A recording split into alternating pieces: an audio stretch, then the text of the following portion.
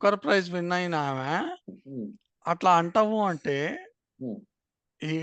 Is it not a crime అండి without అసలు knowing the fact? కాదండి, Kashmir has never been an integral part of India అని అన్న statement అంటే మరి తప్పు ఎక్కడిదే? ఏంటి అని ఆర్గ్యుమెంట్ చేస్తున్నారు అనుకున్నాం కాసేపు. మీరు అదే ఆర్గ్యుమెంట్ మరి నేను అనేది అంటే మరి ఇంటిగ్రల్ పార్ట్ ఆఫ్ ఇండియా కాకపోతే ఎక్కడిదే మరి కాశ్మీరు?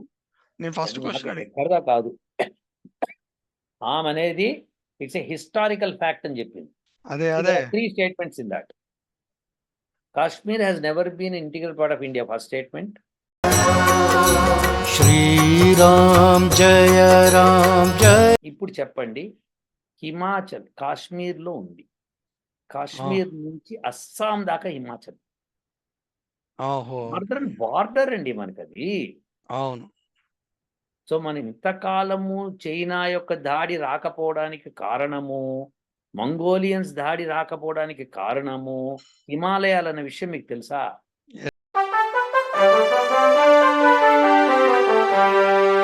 చేసుకున్నారు మనోళ్ళు. ఫోన్లే మా తమ్ముడే ఆక్యుపై చేసుకో ఫోన్ పర్వాలేదు, నాకే ఏదో పోనీ వాడిని బతకని అని చెప్పి వదిలేసారు. అది ఏకు మేకై కూర్చుంది. Exactly. So therefore she's a criminal. నేను ఒప్పుకోను సార్. కరెక్టే కానీ 14 ఏళ్ళు ఎందుకు పట్టింది సార్ మీకు దేనికి? ఇప్పుడు దాని మీద కేసు ఫైనల్ స్టేజ్‌లోకి రావటానికి? This I have no idea. I have no idea. Lieutenant Governor of Delhi has now asked to book a case on her అవును because that the convention Delhi lo జరిగిందని చదివాం కదా మనం ఇందాక. అవును So అవును therefore, yes. Now ఇప్పుడు why it has come up now and what is the importance, I have no idea. Because she might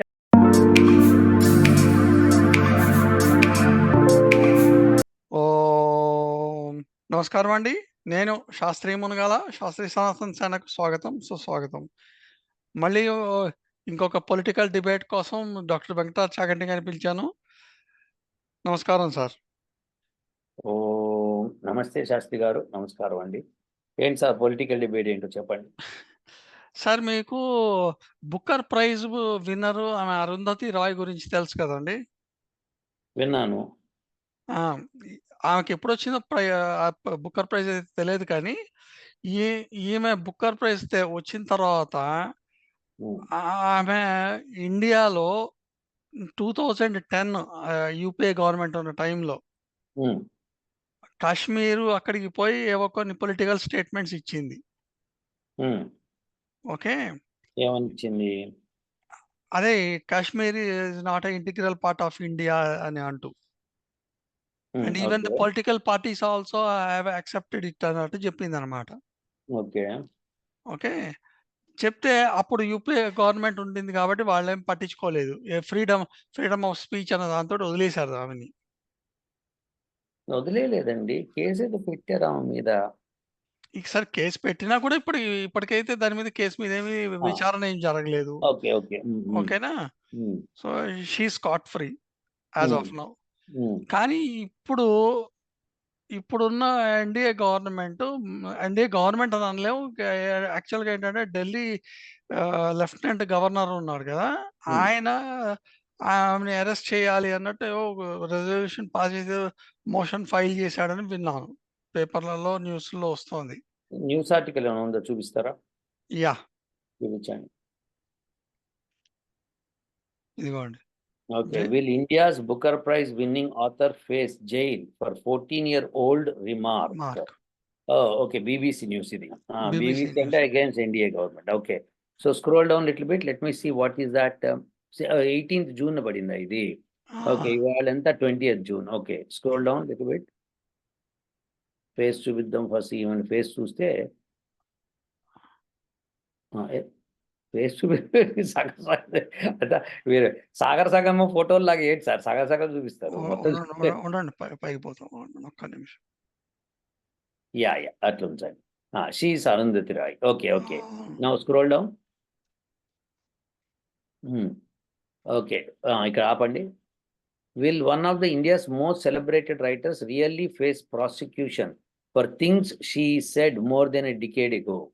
Last week, 14 years after the original complaint, Delhi's most senior official granted permission for the Booker Prize winning author Arundhati Roy to be prosecuted under India's stringent anti-terror laws. The Unlawful Activities Prevention Act,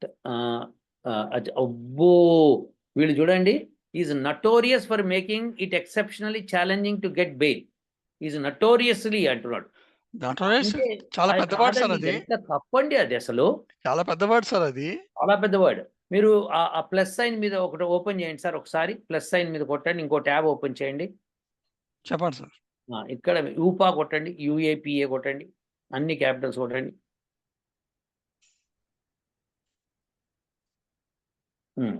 కొట్టండి.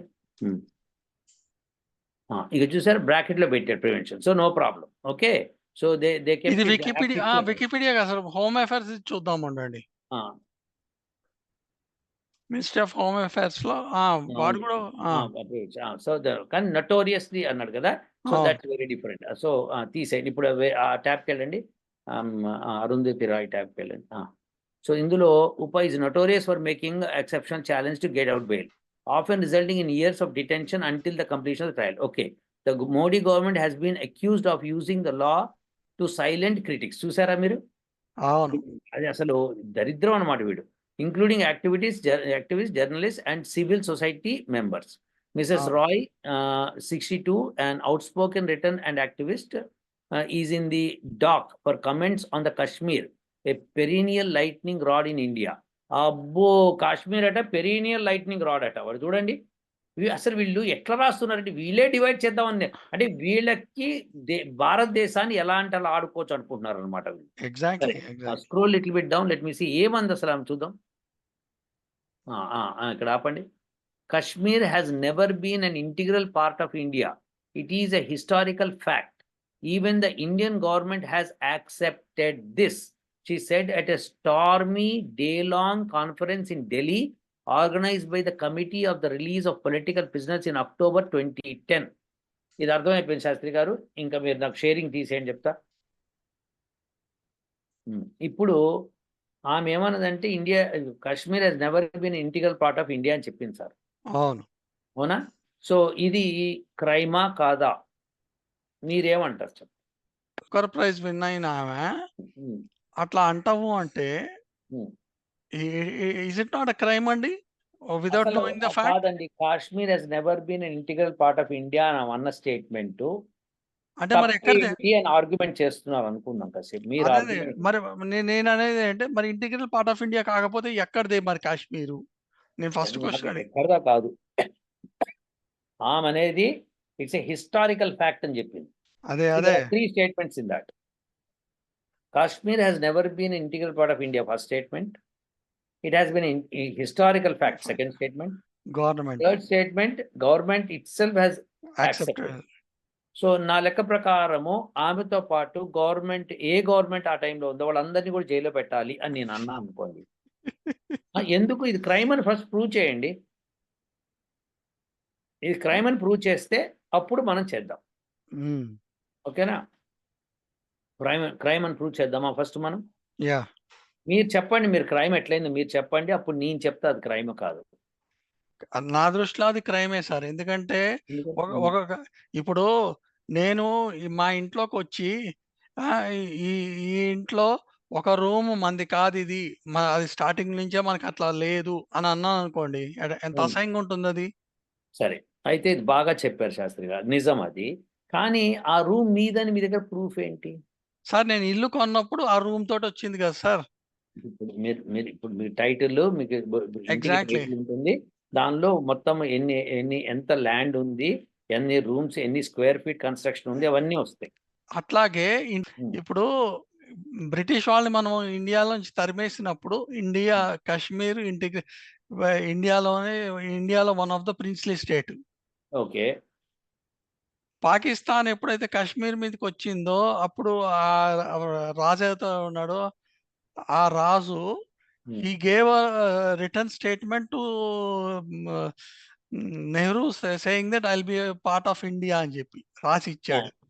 ఇచ్చాడు. తర్వాత మళ్ళీ ఇక్కడ Muslims ఎక్కువ ఉన్నారు కాబట్టి అటు వెళ్తుంది అన్నాడు. మళ్ళీ అది కాదని చెప్పి మళ్ళీ ఇండియాకి ఇచ్చానన్నాడు. నానా రభస చేశాడు. సరే అతను వదిలేద్దాం. నాకు అథెంటిక్ ప్రూఫ్ కావాలి. వరల్డ్ అంతా యాక్సెప్ట్ చేసే ప్రూఫ్ నా దగ్గర ఒకటి ఉంది. మీ దగ్గర ఉందా? లేదు. వరల్డ్ అంతా యాక్సెప్ట్ చేసి తీరాలి, లేకపోతే వరల్డే మిస్టేక్ అవుతుంది. చెప్పండి. మరి రెడీయా మీరు? శాస్త్రి గారు రెడీయా మీరు? Yes sir. రెడీయా మీరు శాస్త్రి గారు? Yes sir.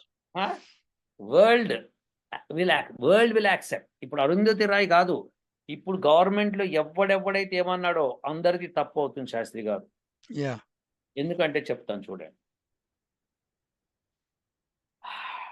రెడీయా? Yes sir. ఓకే, ఎలా ప్రూవ్ చేస్తారు చెప్పండి శాస్త్రి. ఒక ఐడియా ఇవ్వండి. నేను ప్రూవ్ చేసే ముందు మిమ్మల్ని అడుగుతున్నా, as a general layman in India మీరు ఎలా ప్రూవ్ చేస్తారు? I'm not talking as a super duper brain లాగా కాకుండా లేమ్యాన్, నార్మల్ జనరల్ మ్యాన్ లాగా ఎట్లా ప్రూవ్ చేస్తారు? అంటే అక్కడ ఇప్పుడు పూర్వం రోజుల్లో అక్కడ మన ఋషులు ఉండేవాళ్ళు అట్లా అని చెప్పి చూపిస్తూ, పూర్వం ఎప్పుడు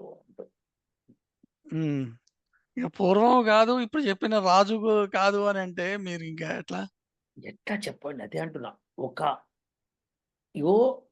అన్డిబేటబుల్ ప్రూఫ్ నా దగ్గర ఉంది. అన్డిబేటబుల్ ప్రూఫ్.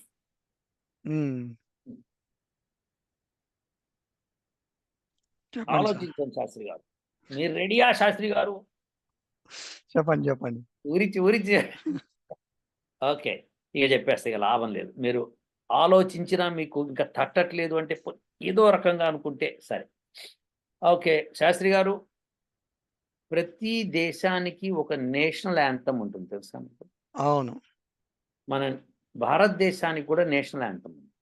అవును. అదేంటిది అది? జనగణమన అధినాయక జయ.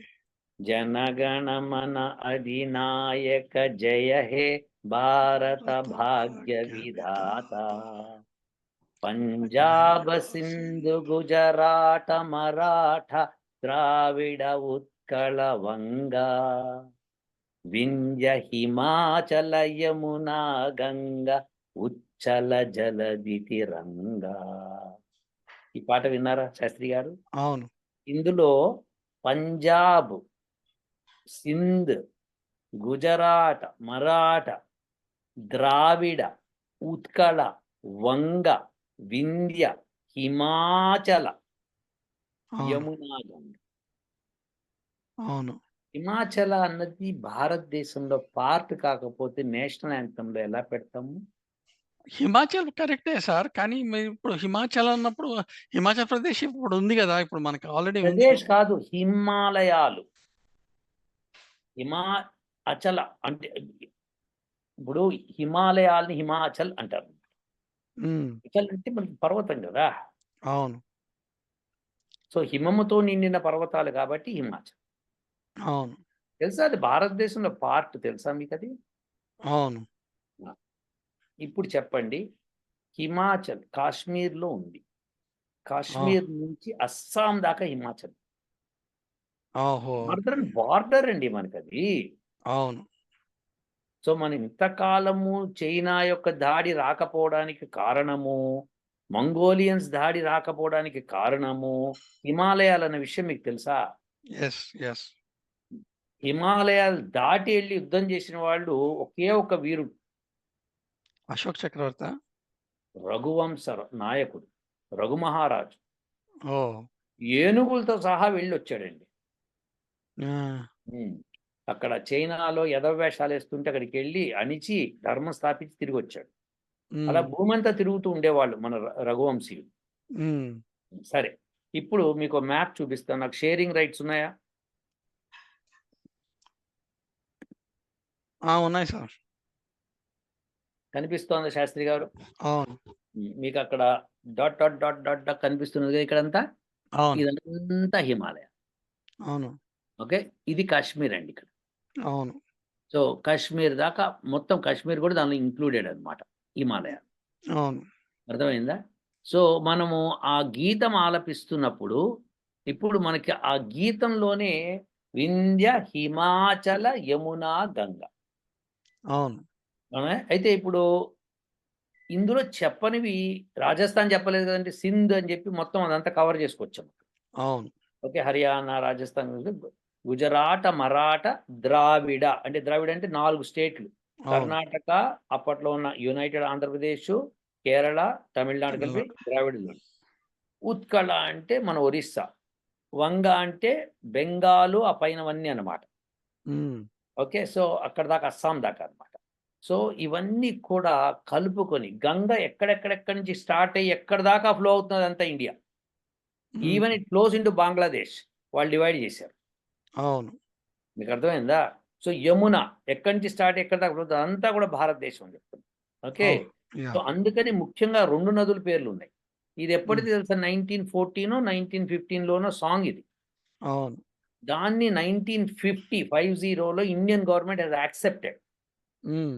అప్పుడు హిమాలయాలు మీవి కాదు అని కోర్ట్‌లో ఈ మన ఈ ఇంటర్నేషనల్ కోర్ట్‌లో కేసేయాల్సింది మరి పాకిస్తాన్. హ్మ్. అప్పుడేం మాట్లాడలేదు. అప్పుడు మాట్లాడడానికి లేదు. అది పార్ట్ ఆఫ్ ఇండియా. అవును. మీకు అర్థమైందా? మీకు అది ఇచ్చినప్పుడు పార్ట్ ఆఫ్ ఇండియాలో ఉన్నప్పుడు వీళ్ళేం చేసిందంటే పాకిస్తాన్ గవర్నమెంట్ అక్కడ అక్కడ పాకిస్తాన్ ఏర్పడగానే వాళ్ళేం చేసిందంటే కొంత కొంత సైనికుల బలాన్ని తీసుకొచ్చి అటు ఆక్యుపై చేసింది కొంత భాగాన్ని. అవును. పీఓకే. Upper one. పీఓకే. అప్పుడు నెహ్రూ ఏమన్నాడు, మనం అన్నదమ్ములం కాస్త తీసుకోనివ్వండి ఏమైతది మన తర్వాత అడిగి తీసుకుందాం మళ్ళీ అని చెప్పి ఊరుకున్నాడు. మీకు అర్థమైందా? అవును. అవును. ఇప్పుడు ఇద్దరు అన్నదమ్ములున్నారు. ఒక ఇల్లు తీసుకున్నారు. దానిలో ఆ ఇంట్లో కొంత భాగాన్ని అన్ననో, తమ్ముడో కొద్దిగా ఎక్స్‌ట్రా తీసుకున్నాడనుకోండి. పర్లేదు నా తమ్ముడో, అన్ననో తీసుకున్నాడు. మళ్ళీ అడుగుతాలే తర్వాత డివైడ్ చేద్దాం. తర్వాత మార్కింగ్ చేసుకుందాం. ప్రస్తుతం నడవని అన్నాడు. ఆ నడవనిచ్చేది ఏళ్ల తరబడి నడిస్తే 2 జనరేషన్‌లు పాస్ అయిపోతే ఇంకేమైతది చెప్పండి?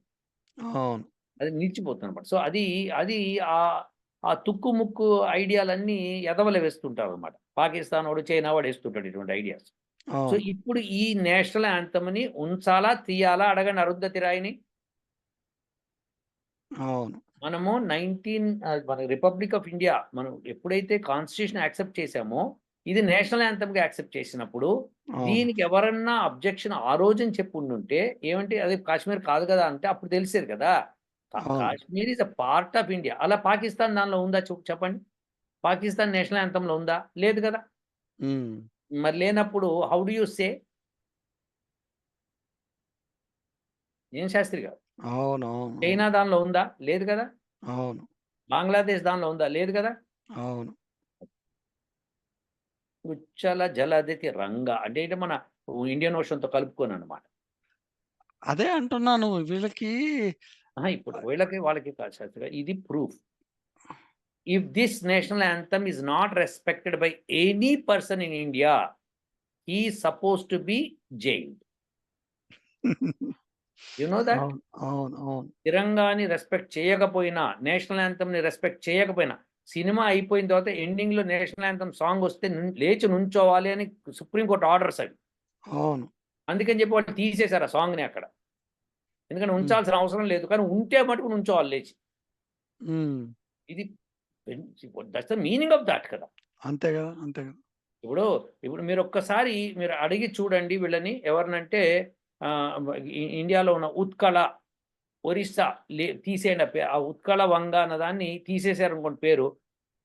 వాళ్ళు ఒప్పుకుంటారా? ఒప్పుకోరు కదా! దే ఆర్ అవును. Part of India. అవును. హిమాచల్ మొత్తం ఇండియా పార్ట్. ఇండియాలోనే ఉంది సార్. అవును. అవును. ఆక్యుపైడ్ పాకిస్తాన్‌లో ఉంది కాస్త. ఎందుకంటే వాళ్ళు ఆక్యుపై చేసుకున్నారు. మనోళ్ళు పోన్లే మా తమ్ముడే ఆక్యుపై చేసుకున్నాడు. పోనీ పర్వాలేదు నాకేం. ఏదో పోనీ వాడిని బతకని అని చెప్పి వదిలేసిర్రు. అది మేకై కూర్చుంది. Exactly. So, therefore she is a criminal.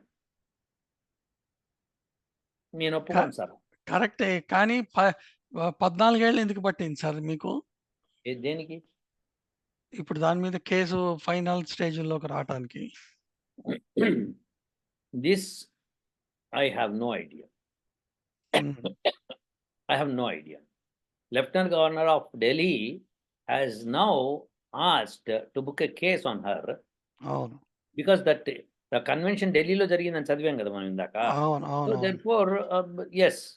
ఇప్పుడు why it has come up now and what is the importance? I have no idea. Hmm. Because she might have done something else also now. ప్రస్తుతం అదొకటే కాదు sir. అంటే కేస్‌లో ఎఫ్ఐఆర్‌లో అదొకటే ఉన్నట్టుంది. నేనేమన్నానంటే ఆమె ఇంకేమన్నా ఇంకెక్కడన్నా మాట్లాడి ఉండొచ్చు ఇంకా పిచ్చ ఆ! మాటలు మళ్ళీ. మాట్లాడుండొచ్చు. మాట్లాడుంటే వెంటనే బుక్ చేసుంటారు కేసు. ఇప్పుడు ఇప్పుడు సుప్రీం కోర్ట్‌కెళ్తే ఎక్కడికెళ్ళినా ఏ కోర్ట్‌కెళ్ళినా ఇంటర్నేషనల్ కోర్ట్‌కెళ్ళినా ఆమె ఫెయిల్ అవుతుంది. కరెక్టే. కానీ అసలు మరి ఇప్పుడు ఇది ఆహ్, యువర్ ఇదేంటి ఫండమెంటల్ రైట్ కదా! Freedom of speech. Freedom of freedom speech of speech కాన్స్టిట్యూషన్‌కి అగెయిన్స్ట్‌గా ఉండదు శాస్త్రి గారు. హ్మ్. కాన్స్టిట్యూషన్‌లోనే రాసుందది. ఇది all the states are integral part of India. No way this can be separated. కాన్స్టిట్యూషన్‌లో ఫస్ట్ ఇచ్చిన కంప్లీట్ స్టేట్మెంట్‌లో ఇది. దిస్ ఈజ్ ఇండియా అని డిఫైన్ చేయబడుతుంది. తెలుసా మీకు? అవును. ఆ డెఫినిషన్‌లోనే కాశ్మీర్ ఉంది. అవును. కరెక్టే. కానీ ఇప్పుడు ఫ్రీడమ్ ఆఫ్ స్పీచ్ మీద నువ్వు ఆ రోజు అరెస్ట్ చేయకుండా ఇప్పుడు 14 ఇయర్స్ తర్వాత వచ్చి అరెస్ట్ చేస్తే ఇది ఎంత మటుకు న్యాయమో అని అంటున్నారు. ఇక్కడ అన్యాయాలు కాదండి క్వెషన్. తప్పా? ఒప్పా? ఓకే. అమెరికాలో ఒకతను హత్య చేసి 35 సంవత్సరాలు తప్పించుకు తిరిగాడండి. అవును. తర్వాత సడెన్‌గా కేసు బయటకొచ్చింది, పట్టుకున్నారు. అట్లనే 50 సంవత్సరాల క్రితం తప్పు చేసిన అతను 20 ఏళ్ల వయసులో ఉన్న అతను తప్పు చేసి 70 ఏళ్లకొచ్చాడు. అవును. పట్టుకున్నారు, జైల్లేశారు. కేసు నడిపిచ్చారు. అవును. ఇప్పుడు దొరికాడిప్పుడు. మీకు ఈమెకి అర్థమైందా? ఇండియాలోనే ఉంది కదా! దొరకటం ఏముంది ఈమెకి? నేననేది దొరకకపోవడం కాదు. కేసు పెట్టడానికి అంటున్నా. ఓకే. ఓకే. కేసు నా ఇష్టమండి. నేనెప్పుడన్నా పెడతాను నేను. హ్మ్. హ్మ్. We have other prior things which are reeling like water problem ఉంది ఇప్పుడు ఢిల్లీలో. కేజ్రీవాల్‌ని వదిలేయారు ఇప్పుడే. ఇవన్నీ ప్రాబ్లమ్స్ ఉన్నాయండి మాకు. హ్మ్. మాకు చాలా ప్రాబ్లమ్స్ ఉన్నాయి. We are dealing with that. First come first serve basis. అదే కదా! ఇప్పుడు 2010లో చేసిన తప్పుకి ఆమె మళ్ళీ తిరిగి చెయ్యదులే, పోనీలే ఆడామె కదా! మంచి ఏదో చేసింది, నోరు మూసుకొని వెళ్ళిపోయింది కదా! అయిపోయింది, వదిలేసుంటారు. వదిలేసామని చెప్పకుండా వదిలేసుంటారు. అవును. కానీ ఇప్పుడు ఆమె మళ్ళీ దాన్నేదో చేసింది. అందుకే రివైవ్ అయింది. ఓహ్! ఓకే. తప్పు శాస్త్రి గారు. నువ్వు ఒక్కసారి నిన్ను క్షమిస్తే, నువ్వు దాన్ని మంచిగా తీసుకొని వెళ్ళాలి. ఈ మాత్రం తెలవకపోతే ఎట్లా? భారతదేశంలో పుట్టి, నీకు మన జనగణమన గురించి తెలియకపోతే ఎట్లన్నట్టు? అందులో నువ్వు బెంగాలీవి. నీ అవును. రవీంద్రనాథ్ ఠాగూరే రాశాడిది. అవును. మరి ఇదెప్పుడు రాశాడు? 1914లో అప్పుడు రాశాడు. మొత్తం ఇండియా ఎట్లా ఉండిందో చెప్తున్నాడాయన. అవును. రాసి, ఇప్పుడు దాన్ని యాజ్ ఈజ్‌గా మనం తీసుకున్నప్పుడు, ఎవ్వరు ఎందుకు అపోజ్ చేయలేదు అంటే, because this entire thing is integral part of India. అవును. అవును. మరి so therefore you have no right to speak like that. సరే. ఇఫ్ యూ సే నేనేమన్నా 3 విధాలుగా నేను క్లియర్ చేశాను. ఒకటి, ఆమె ఇంటిగ్రల్ పార్ట్ కాదంటే అవునని చూపించా. రెండోది హిస్టారికల్ ఫ్యాక్ట్ అంటే హిస్టరీ అంటే ఇండిపెండెన్స్‌కి రాకముందు నుంచే ఉంది ఈ పాఠం చెప్తున్నాను నేను. ఎగ్జాక్ట్‌లీ. అది కరెక్టే ఆ! అది. మూడోది what she says the other government officials also accept అంటే ఎవ్వడు యాక్సెప్ట్ చేయలేడు. అగైన్స్ కాన్స్టిట్యూషన్ అవుతుంది. ఎవరైనా యాక్సెప్ట్ చేస్తే చేస్తే ఇప్పుడు వాళ్ళందరూ కూడా. యాక్సెప్ట్ చేస్తే వాళ్ళందరూ కూడా ఇప్పుడు తీసుకెళ్ళేయాలి లోపలికి. చేయాలి. ఎవరెవరన్నారమ్మా చెప్పు నువ్వు. యెస్. నువ్వు చెప్పు. నువ్వే సాక్ష్యం ఉండి నువ్వు చెప్పు. వాళ్ళందరిని తీసుకొచ్చి గంపగుత్తగా నీతో పాటు కూర్చోబెడతాము. అందరికి బిర్యానీ వండి పెడతాం. ఇది గ్యారంటీ. అది శాస్త్రి గారు. తప్పు శాస్త్రి. ఆ! ఇప్పుడు మనకి మనది ఫిలాసఫికల్ కంట్రీ అది. భారతదేశం అనేది ఫిలాసఫికల్ కంట్రీ. చక్కగా అన్ని వాళ్ళు సంస్కృతంలో ఇదివరకు రాసినప్పుడు అన్నీ చాలా జాగ్రత్తగా రాశారు. ఇప్పుడు చూడండి నేను చెప్తా మళ్ళీ. ఇది 1860లో మహర్షి దయానంద సరస్వతి తన రాతకోతల్లో రాశాడు. హ్మ్. భారత ఆర్యావర్తనం అంటే ఎక్కడి నుంచి ఎక్కడి దాకా అని చెప్పి రాసుకొచ్చాడు. అవును. అందులో మొత్తం కాశ్మీర్ పైనుంచి కింద దాకా రాశాడు. వెస్ట్ నుంచి ఈస్ట్ దాకా మొత్తం కలిపి రాశాడు. ఆ! మొత్తం ఏమేమి ఉన్నాయో పార్ట్స్ అందులో వింధ్య, హిమాచల స్పష్టంగా రాశాడు. హ్మ్. హ్మ్. కాబట్టి 1860 నుంచి మన హిస్టరీ చెప్తోంది. ఆమె హిస్టరీ గురించి మాట్లాడితే చెప్తున్నాను. అవును. అవును. 1860 దానికంటే ముందర ఇంకొక హిస్టరీ ఉంది. ఎవరు మన శంకరాచార్యుది 3000 సంవత్సరాల క్రితం. ఆయన అవును. అక్కడ శంకరపీఠం స్థాపించాడు. ఎక్కడ? అక్కడ తీసుకెళ్ళి. కాశ్మీర్‌లో. కాశ్మీర్ అవతల ఇంకా ఇప్పుడున్న ప్రస్తుతం పీఓకేలో. ఆ! ప్రస్తుతం ఉన్న పీఓకేలో ఉందది. ఓహ్! మరి ఇప్పుడు ఇంత క్లియర్ హిస్టరీ ఉన్నప్పుడు నువ్వు హౌ డు యూ సే ఇప్పుడు ప్రస్తుతం అంతదాకా ఎందుకు? చాణక్యుడు చదువుకున్నదెక్కడ? ప్రస్తుతం ఆఫ్ఘనిస్తాన్ బోర్డర్‌లో ఉన్న చదువుకున్నాడక్కడ. ఆయన ఓహ్! అక్కడే కదా టీచర్ కూడా అయింది. యాహ్! సో ఇవన్నీ కూడా మీరు శాస్త్రి గారు, ఇది హిస్టరీ శాస్త్రి గారు. Yes. Yes. Okay. Okay sir అయితే. చాలా థాంక్స్ అంతేనా? అండి. అంతే సార్. అంతే సార్. Okay sir. ఉంటా. Okay sir. ఓహ్! ఓహ్!